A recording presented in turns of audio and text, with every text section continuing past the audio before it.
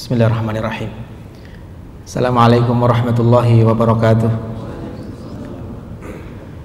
Alhamdulillah rabbil alamin alladzi hadana li hadza wa ma kunna linahtadiya laula an hadana Allah. Alhamdulillah rabbil alamin alladzi arsala rasulahu bil huda wad dinil haqq liyudhhirahu 'ala ad-din kullihi wa kafa billahi shahida. Asyhadu an la ilaha illallah wahdahu la syarika lah wa asyhadu anna Muhammadan abduhu wa rasuluh. Allahumma salli wa sallim wa barik ala nabiyyina Muhammadin sallallahu alaihi wasallam wa ala alihi wa sahbihi wa man tabi'ahu bi ihsanin ila yaumiddin. Allahumma iftah alaina hikmataka wa anshur alaina min khazaini rahmatika ya dzal jalali wal ikram. Allahumma inna nas'aluka fahman nabiyyin wa hifdzal mursalin wa ilhamal malaikatil muqarrabin. Subhanakallahumma rabbana la ilma lana illa ma 'allamtana innaka antal alimul hakim. Amma ba'du. Saudara sekalian muslimin muslimat yang saya hormati, alhamdulillah rabbil alamin. Puji syukur kita panjatkan kehadiran Allah yang senantiasa memberikan taufik kepada kita untuk selalu sibuk dengan kebaikan-kebaikan, sibuk dengan amal soleh, dan begitulah memang orang beriman. Wa idza faraghta fansab, kalau kamu sudah selesai dari satu urusan maka perintahnya adalah fansab. Fansab itu lelahkanlah dirimu. Jadi perintah Allah bukan sibukkan dengan urusan berikutnya, tidak, tapi lelahkan dirimu dengan aktivitas berikutnya. Ya, kalau sudah selesai lelahkan lagi, karena memang kita di dunia ini Allah Subhanahu wa ta'ala perintahkan untuk berlelah-lelah secara fisik, tapi orang beriman adalah orang yang hatinya lapang, ya, sehingga meskipun fisiknya lelah dia akan senantiasa menikmati hidupnya. Yang menjadi masalah adalah ketika yang lelah itu bukan fisik kita, tapi yang lelah itu adalah hati dan pikiran kita, ya. Sehingga kalau yang lelah itu hati dan pikiran, jangankan kita istirahatkan untuk tidur, wong kita ajak tidur pun kadang juga nggak bisa tidur, ya.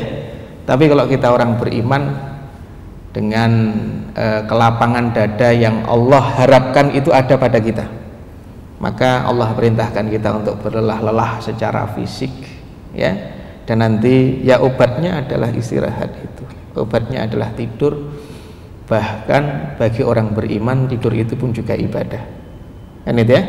Sehingga kita mendapatkan riwayat bahwa siapa yang sebelum tidur membaca doa ini dan seterusnya, maka kutiba minadz zakirin, selama dia tidur, selama dia istirahat, malaikat itu nyatet dia terus sebagai orang yang zikir terus, ya.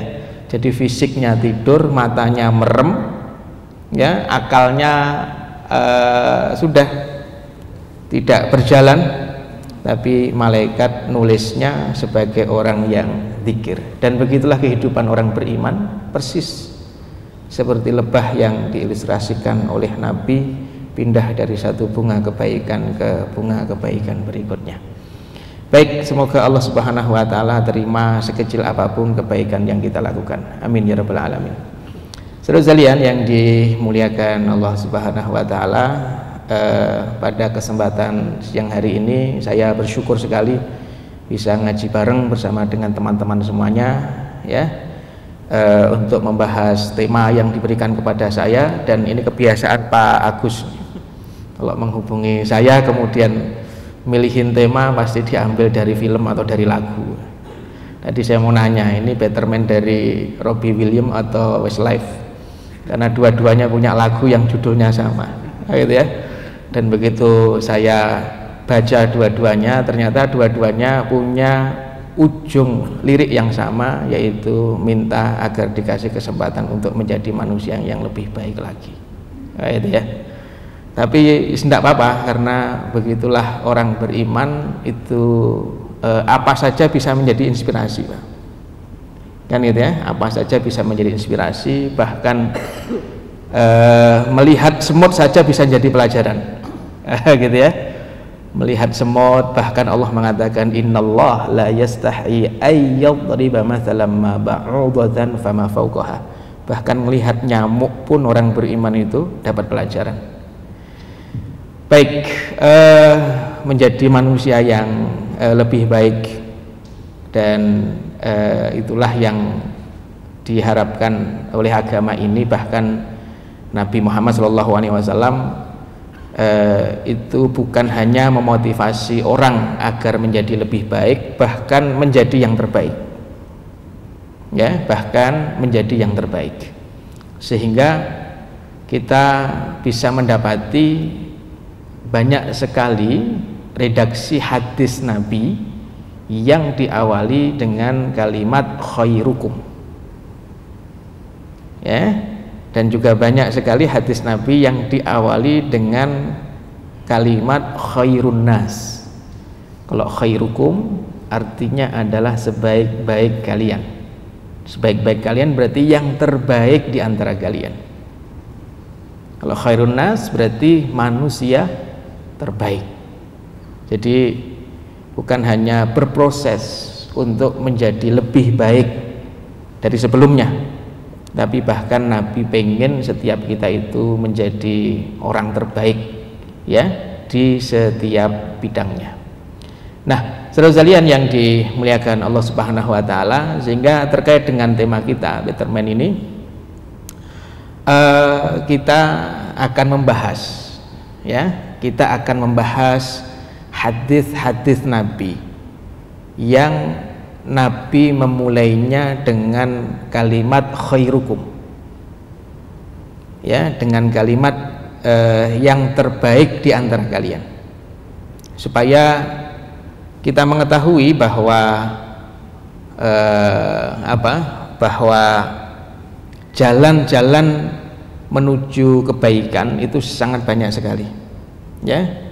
Kalau Westlife minta diberi kesempatan oleh kekasihnya agar dikasih waktu untuk menjadi orang yang lebih baik dari sebelumnya, kan itu ya. Robbie William minta kepada Tuhan supaya juga dikasih kesempatan untuk jadi manusia yang lebih baik. Dan kita orang beriman bahkan dari kecil sudah terbiasa hidup dengan frame fastabiqul khairat, berlomba-lomba dalam kebaikan, ya. Dan kita juga sudah terbiasa hidup dengan frame bahwa kalau hari ini sama dengan kemarin itu saja masih rugi, apalagi hari ini tidak lebih baik dari kemarin. Maka waktu demi waktu harus menjadikan kita menjadi lebih baik. Hari ini lebih baik dari hari esok.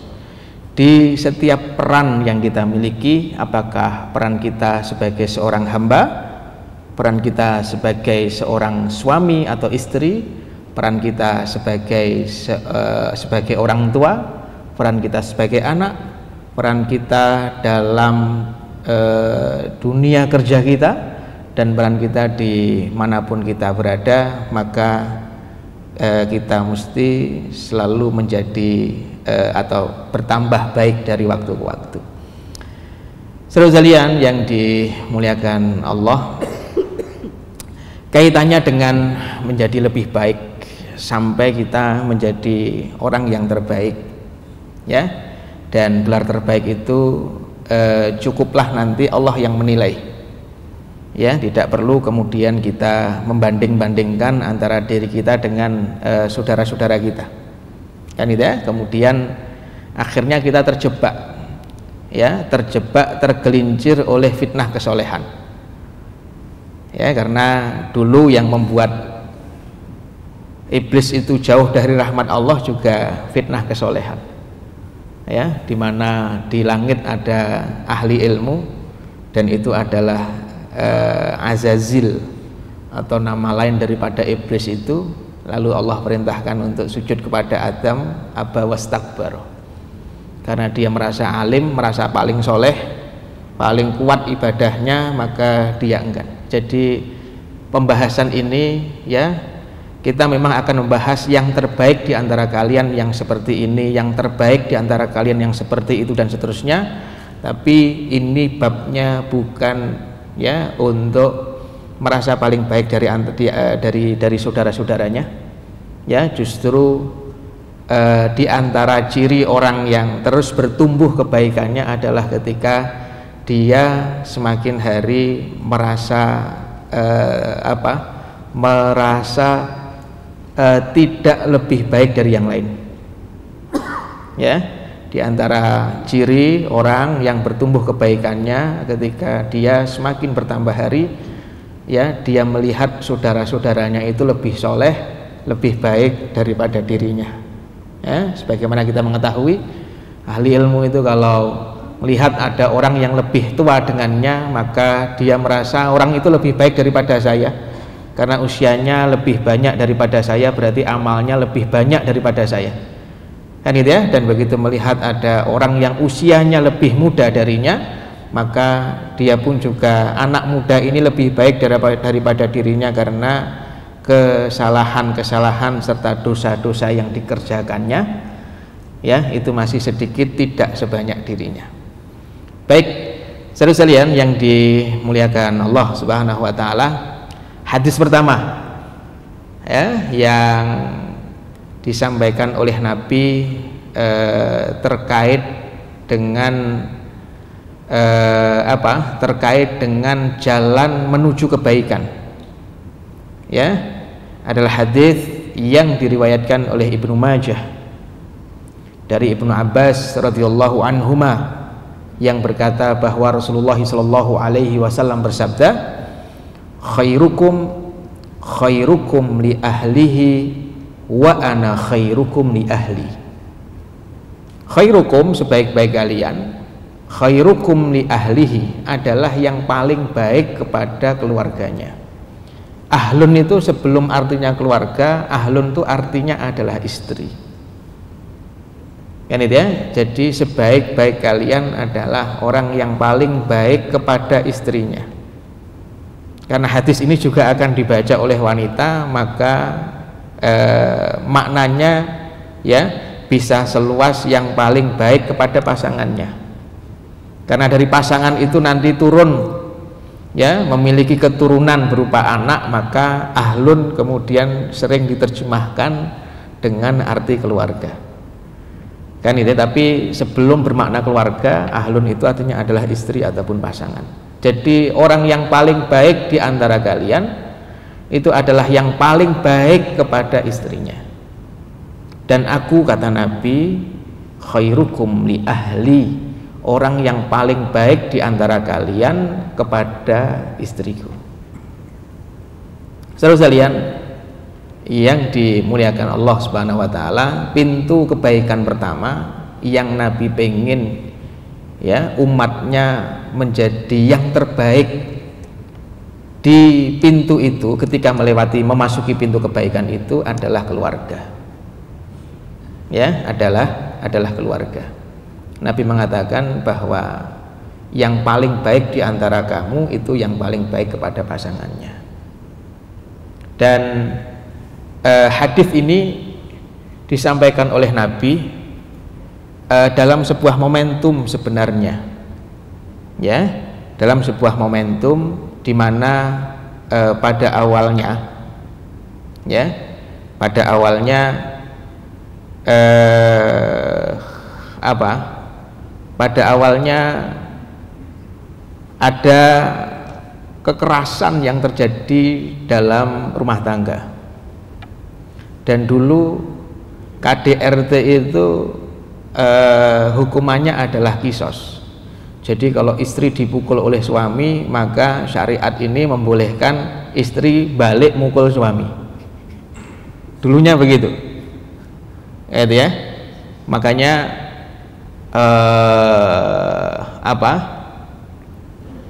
ketika ada sahabat mulia namanya Sa'ad bin Rabi', itu punya istri namanya Habibah binti Muhammad bin Maslamah, ya. Kemudian Sa'ad bin Rabi' mukul istrinya. Begitu mukul istrinya, maka Muhammad bin Maslamah, berarti mertuanya, itu ngerti, lalu membawa istrinya yang yang dalam tubuhnya ada bekas pukulan dari suaminya itu menemui Rasulullah. Ya, wahai Rasulullah, ini anak perempuanku dipukul oleh suaminya. Maka Nabi mengatakan, ya sudah, kalau begitu harus dikisos. Berarti sekarang Habibah bales mukul suaminya, gitu Pak. Kemudian Muhammad bin Maslamah pergi membawa putrinya untuk menjalankan kisos, ya. Tapi belum lama melangkah, Jibril segera turun, lalu menurunkan surat An-Nisa ayat 34, ya. Kalau kamu mendapati wanitamu itu takabur kepada kamu, kalau kamu mendapati istrimu itu takabur di depan kamu, sombong, tinggi, tidak mau taat, fa'idhuhunna, maka nasihatilah dia. Kalau tetap takabur di hadapanmu, maka jangan temani ia di tempat tidur.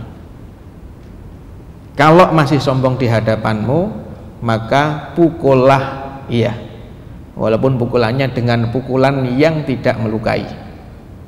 Kan itu ya. Dan itu ada aturannya, nggak sekedar mukul Pak, bahkan tidak boleh menimbulkan memar. Ya pukulan orang yang cinta kepada orang yang dicintai, tahu ya, pukulan kekasih kepada kekasihnya. Jadi bukan sekedar pukulan untuk melampiaskan emosi. Nah itu ya. Begitu Jibril turun bawa ayat ini, ya, turun bawa ayat ini, maka Nabi Muhammad langsung memanggil Maslamah dengan Muhammad bin Maslamah dan putrinya tadi itu, ya, berhentilah sebentar, ini ada Jibril turun membawa sesuatu untuk kalian. Kemudian Nabi mengatakan, ya, kita pengen sesuatu tapi ternyata Allah pengen sesuatu yang lain, bahwa seorang laki-laki itu boleh memukul istrinya, ya, yang nusyuz, tapi itu pun setelah dinasehati, setelah tidak ditemani ketika tidur, dan pukulan pun pukulan yang tidak melukai, karena ini pukulan lazimnya seorang kekasih yang mukul kekasihnya itu kayak apa sih, gitulah kan, gitu ya. Oke, akhirnya nggak ada kisos. Begitu nggak ada kisos, maka ayat ini mau tidak mau kan dibaca oleh muslimin. Begitu dibaca oleh muslimin, maka Rasulullah SAW didatangi oleh ibu-ibu, didatangi oleh ibu-ibu, oleh muslimah, ya, yang mereka mengeluhkan tentang perilaku kasarnya suami mereka, gitu ya. Jadi begitu nggak ada kisos, istri boleh balas suami yang mukul kepadanya, nah, itu tuh, maka ternyata muncul banyak kasus suami mukul istrinya, ya. Oke, begitu banyak kasus, maka ibu-ibu kumpul datang menemui Nabi, lalu menyampaikan keluh kesah mereka, ya. Yang satu cerita dipukul suaminya, satu cerita dipukul suaminya, satu cerita dipukul suaminya, dan terus. Oke, sampai pada akhirnya suatu malam, ya, Nabi ketika istirahat mendengar ada teriakan seorang wanita yang sedang dipukul oleh suaminya. Lalu Rasulullah Muhammad SAW di hari berikutnya mengumpulkan sahabat-sahabatnya, ya, mengumpulkan sahabat-sahabatnya, dan para sahabat ngumpul, lalu Nabi mengatakan, aku melihat para suami, ya, dengan mudah memukul istrinya, demi Allah mereka bukan laki-laki yang baik. Ya, lalu kemudian Nabi menyampaikan hadis ini, sebaik-baik kalian itu adalah orang yang baik kepada istrinya, dan aku adalah orang yang paling baik kepada istriku. Nah, itu Nabi itu menyampaikan begitu. Jadi karena ada kasus seperti itu, ya, dan kalau kita menelisik ayat tadi itu, di mana Allah itu menurunkan pembolehan tentang suami mukul istrinya, maka sebenarnya bagi laki-laki yang punya qawamah baik di dalam keluarganya, maka dia bisa memperbaiki istrinya dengan dua tangga, nggak perlu pakai tangga yang ketiga yaitu mukul.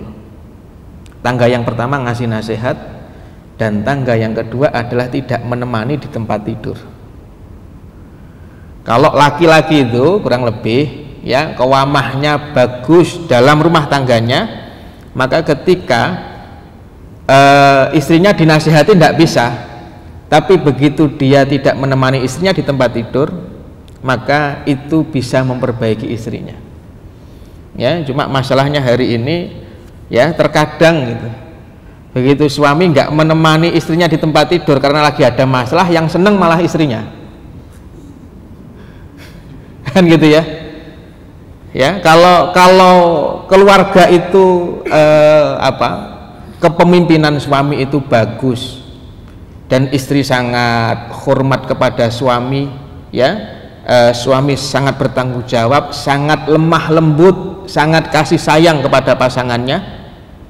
Cuma ketika itu ada masalah, maka seorang istri itu akan mencari suaminya ketika suaminya tidak menemaninya di tempat tidur, kan itu ya.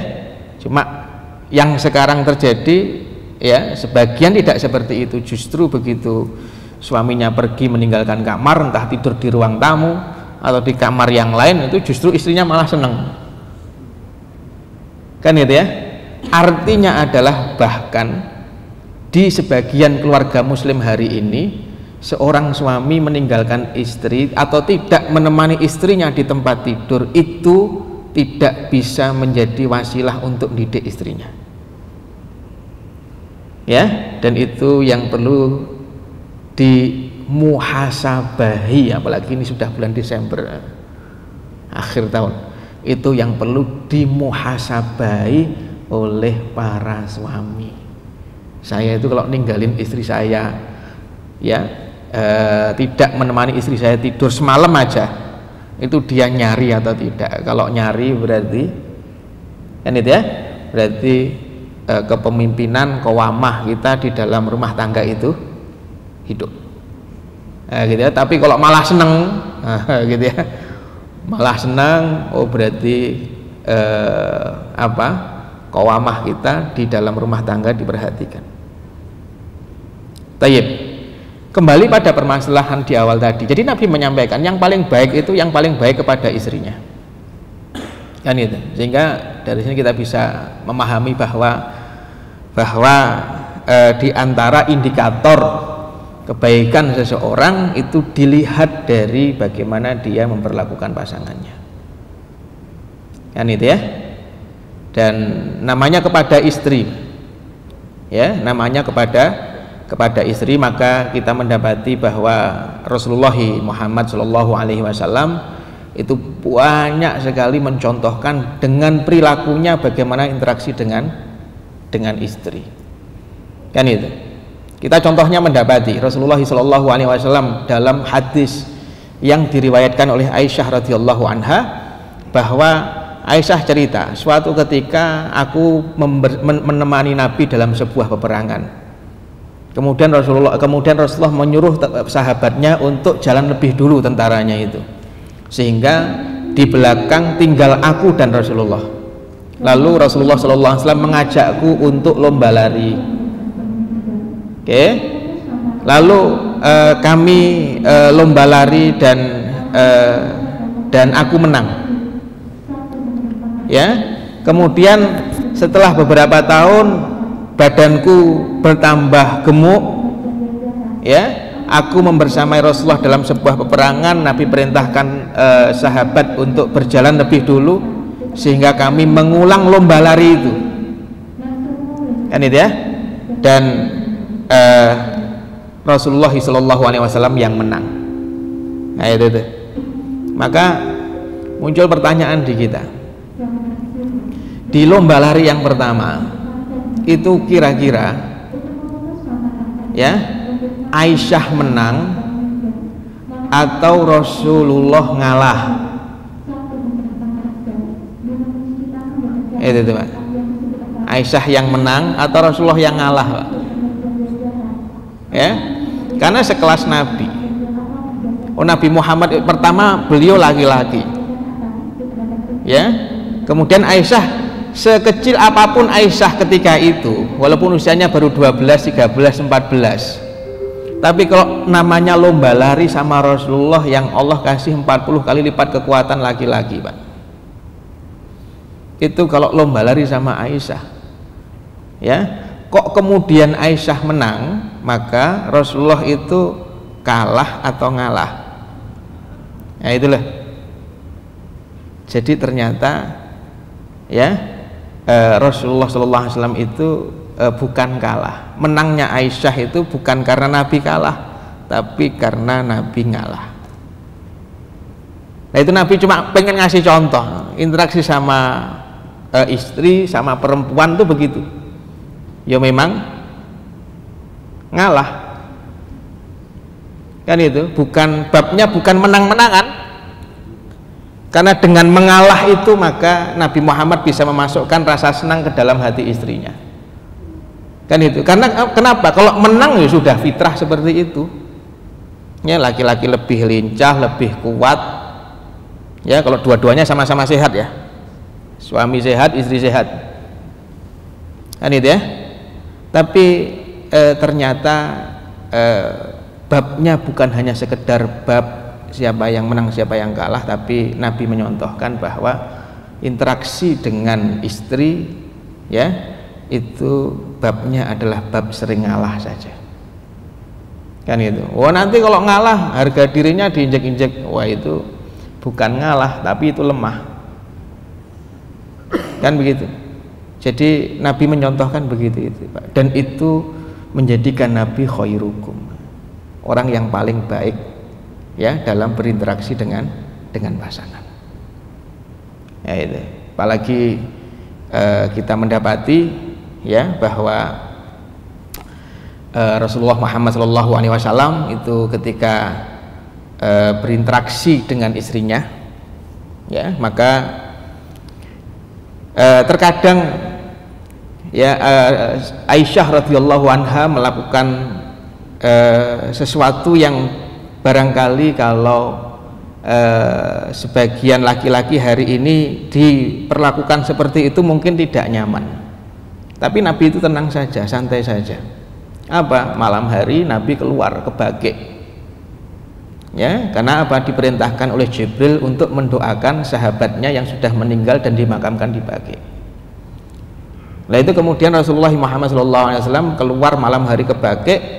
Aisyah ya karena belum tidur maka pelan-pelan mengikuti Nabi dari belakang ya. Setelah doain selesai, Nabi nengok, begitu mau balik Nabi melihat sekelebat ada bayangan ya, ada bayangan.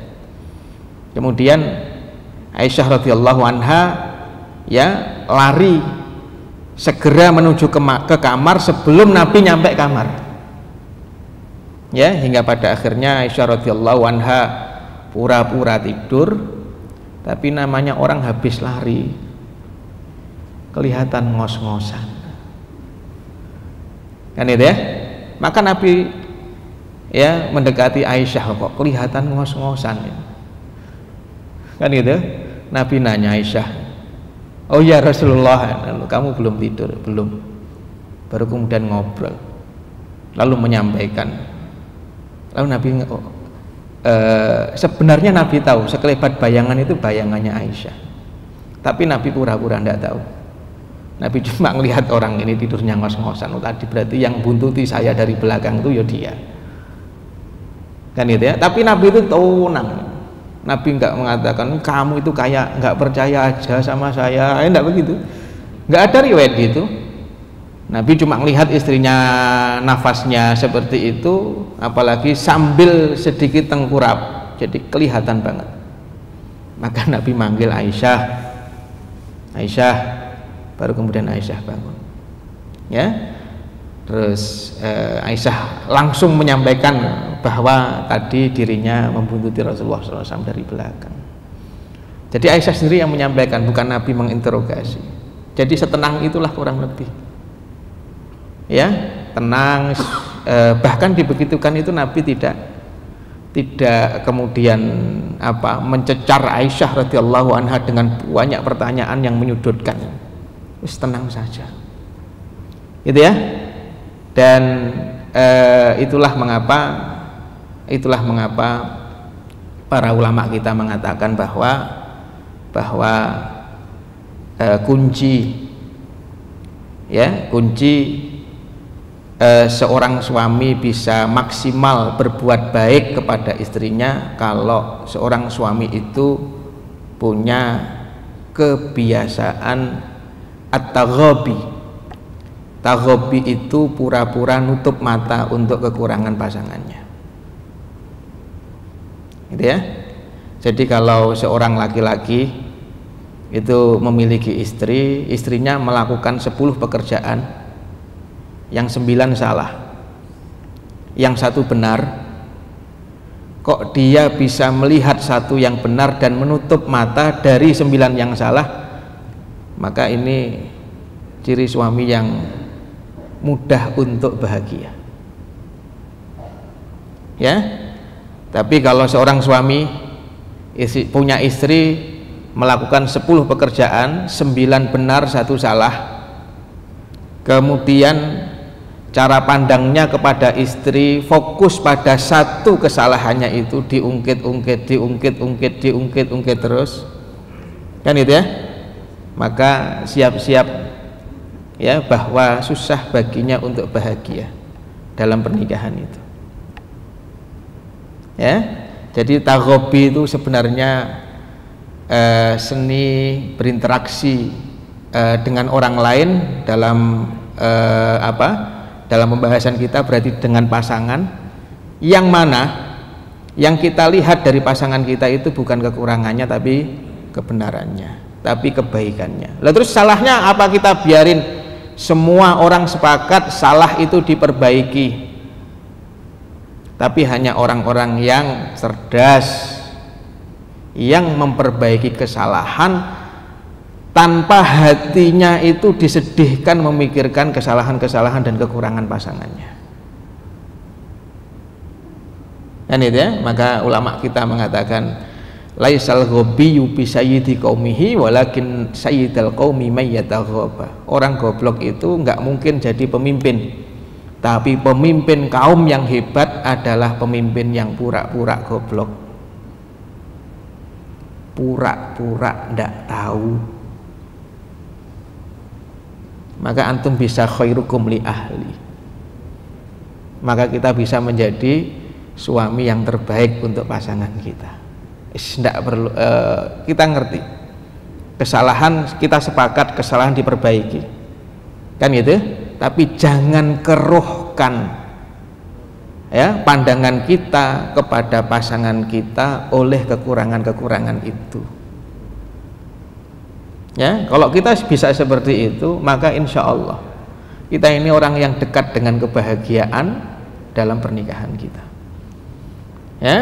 Dan kita orang yang bisa totalitas, tulus, maksimal, ikhlas dalam berbuat baik dengan pasangan kita. Kenapa? Karena yang nampak dalam pandangan kita itu kebaikan-kebaikan pasangan. Dan Imam Ahmad bin Hambal mengatakan, ya, itu 90%. 90%. Ya, orang kalau di sini berarti suami, seorang suami itu bisa bahagia menjalani pernikahannya kalau dia taghabi dengan istrinya. Jadi taghabi itu seni melihat kebaikan-kebaikan istrinya saja. Seni menyibukkan hati dengan kebaikan-kebaikan istri, kan gitu ya. Tidak menyibukkan hati dengan kekurangan-kekurangannya, tapi tetap dengan memperbaiki kekurangan-kekurangannya itu. Cuma kekurangannya tidak menyibukkan hati. Kalau bisa begitu, maka kita akan mudah untuk ihsan, berbuat baik pada pasangan kita. Kan ini Nabi ngalah tadi kan sebenarnya itu juga tagobi juga itu. Ya, juga pura-pura aja. Kan gitu ya. Makanya saya sering menyampaikan dulu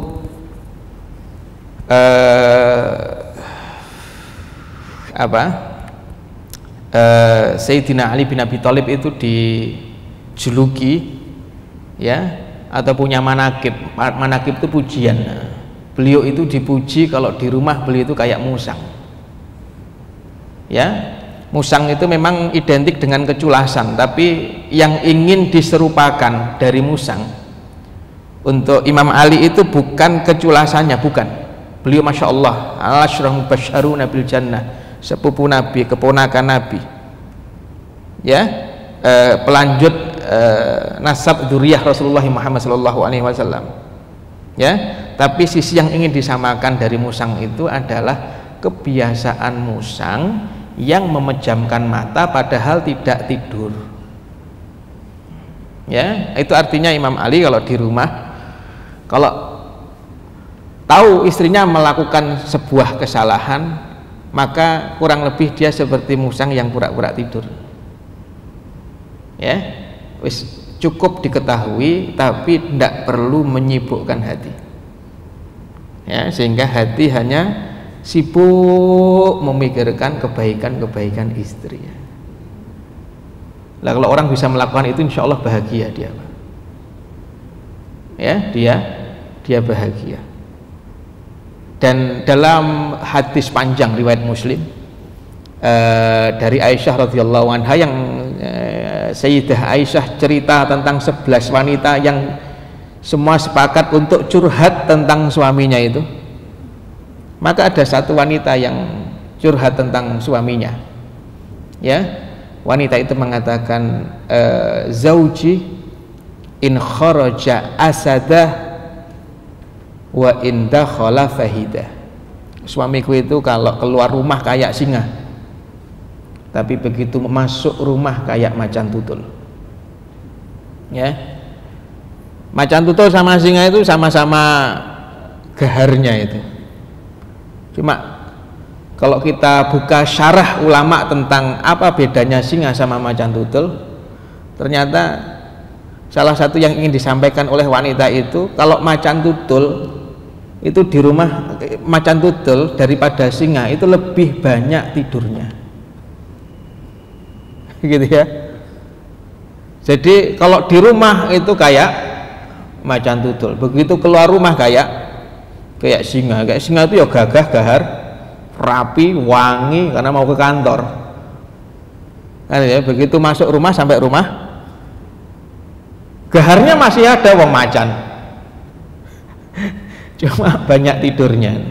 Cuma tidur yang dimaksud bukan sekedar tidur secara fisik, tidur itu bukan, tapi sebenarnya tidur dari menyibukkan hati dan pikiran, ya, dari kekurangan-kekurangan pasangan.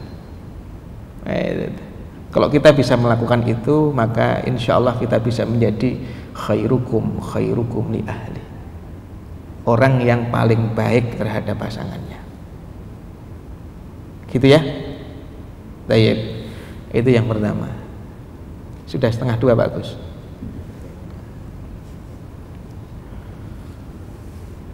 Berapa menit lagi? 10 menit lagi. Oh ya.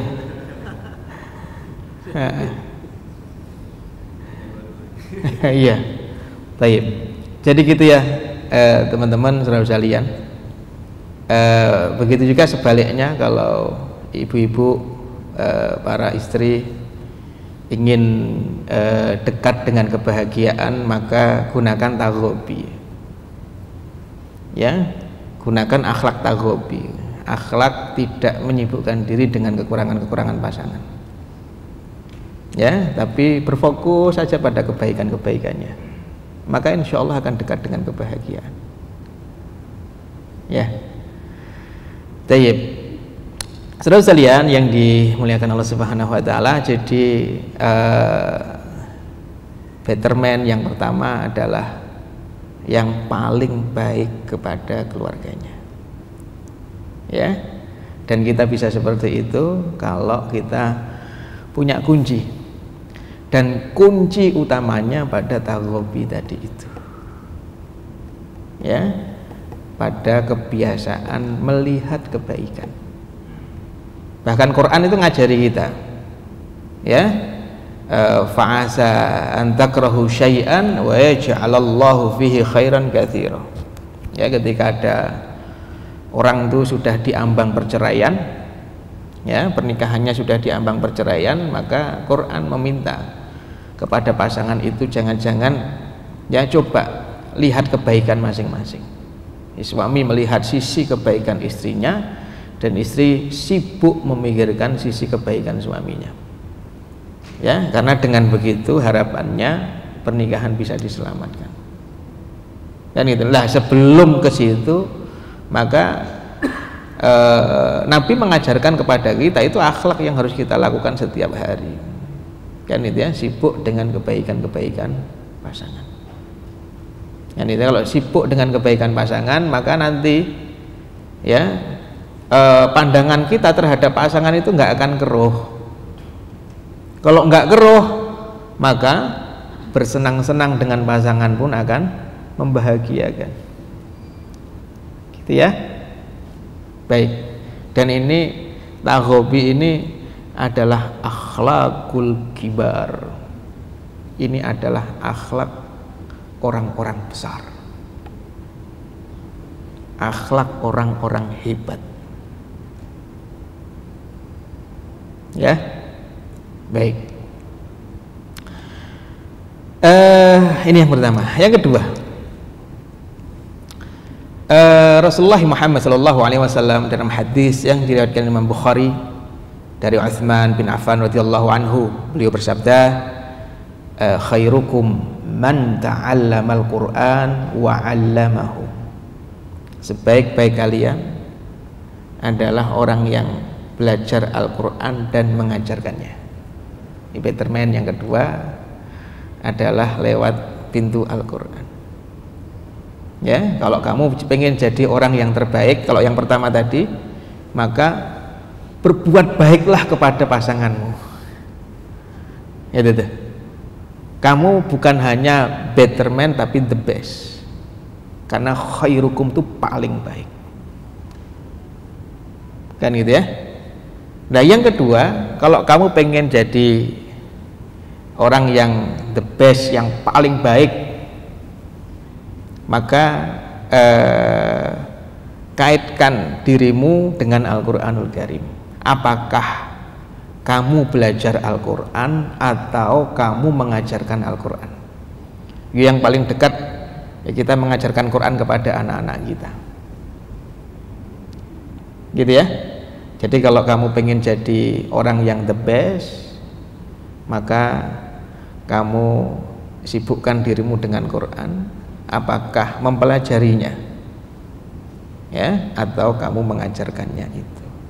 Ya, walaupun yang diajarkan adalah huruf-huruf Al-Quran, karena anak baru usia 3 tahun atau 4 tahun belum bisa baca Quran, kita mengajarkan huruf-huruf hijaiyah, itu sama saja dengan kita mengajarkan Al-Quran kepada anak-anak kita, karena itu adalah huruf alat untuk bisa membaca ayat-ayat Al-Quran.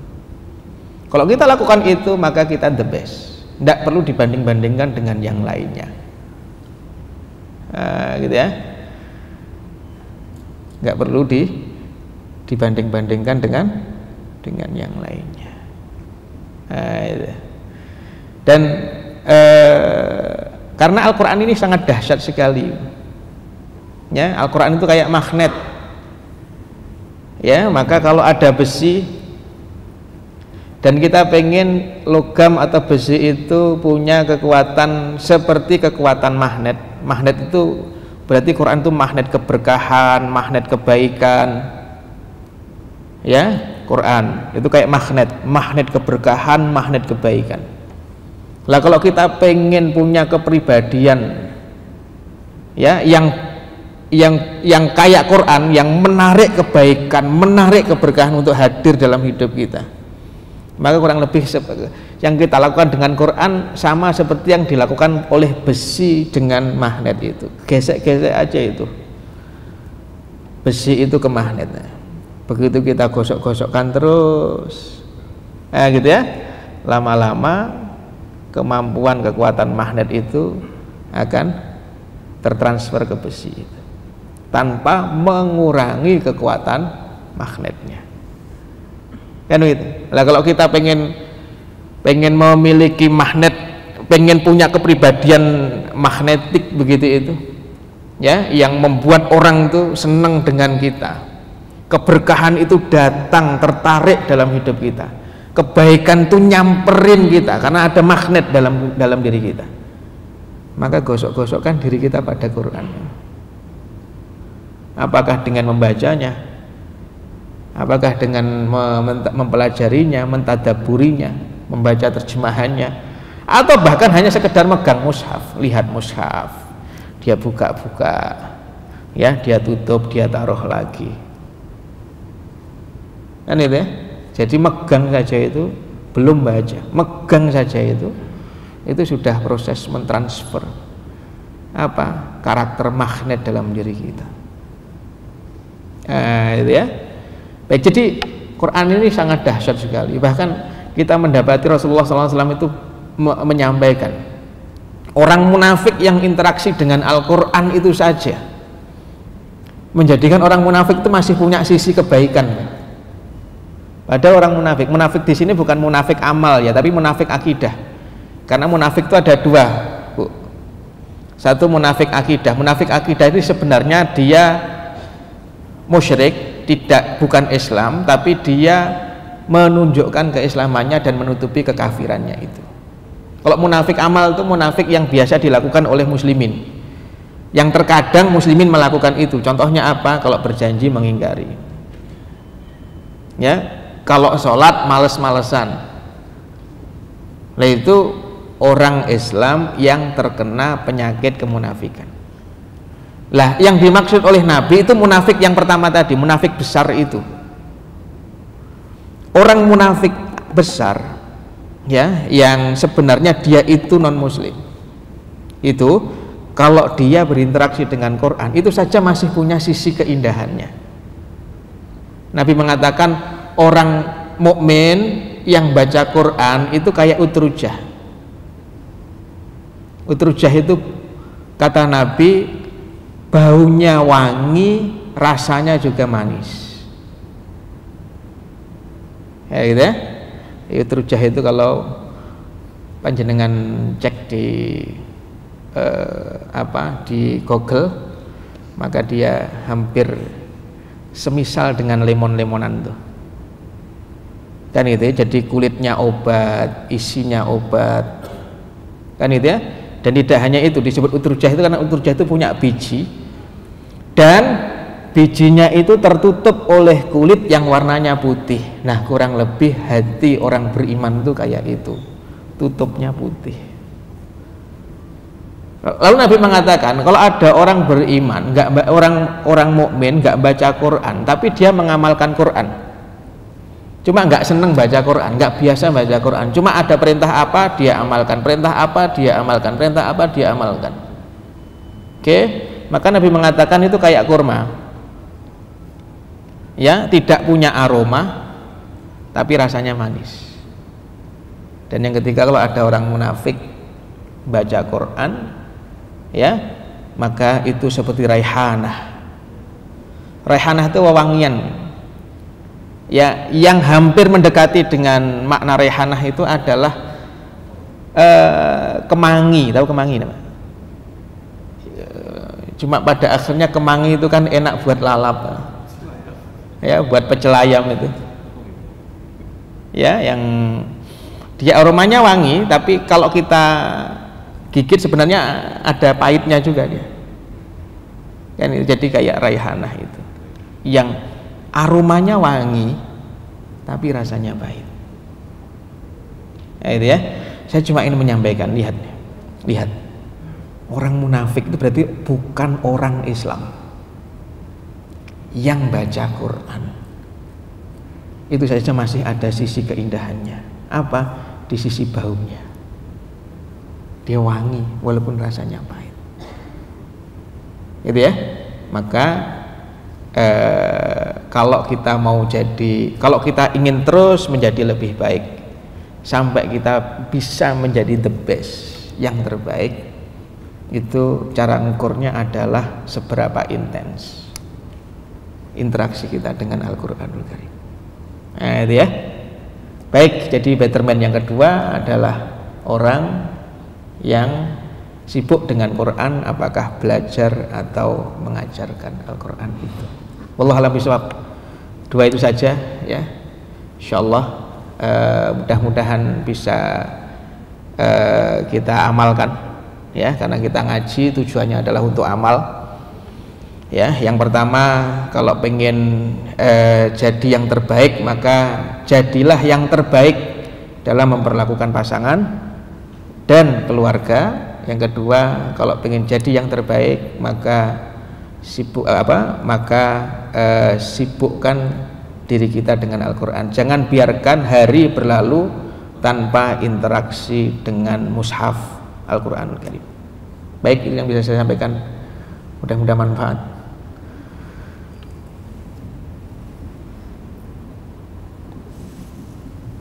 Alhamdulillah, jazakallahu khairan Ustaz Erwin untuk tausiahnya siang ini. Mudah-mudahan nanti pulang kerja ayahnya di sini kalau tidak boleh apa-apa dan daripada semuanya gitu ya. Itu bisa praktekin gitu. Atau selepas kajian ini pengen pulang gitu ya. Pengen segera mempersembahkan yang terbaik, insyaallah. Baik teman-teman yang saya hormati, alhamdulillah, insyaallah siang hari ini mari bersama-sama kita tutup ya ngaji ini dengan bersama-sama baca doa kafaratul majelis. Subhanakallahumma wa bihamdika asyhadu an la ilaha illa anta astaghfiruka wa atubu ilaik. Kekurangan, kekhilafan mohon maaf yang sebesar-besarnya. Semoga Allah jadikan kita sebagai pribadi-pribadi yang bahagia dalam kehidupan dunia ini dan juga akhirat nanti. Assalamualaikum warahmatullahi wabarakatuh.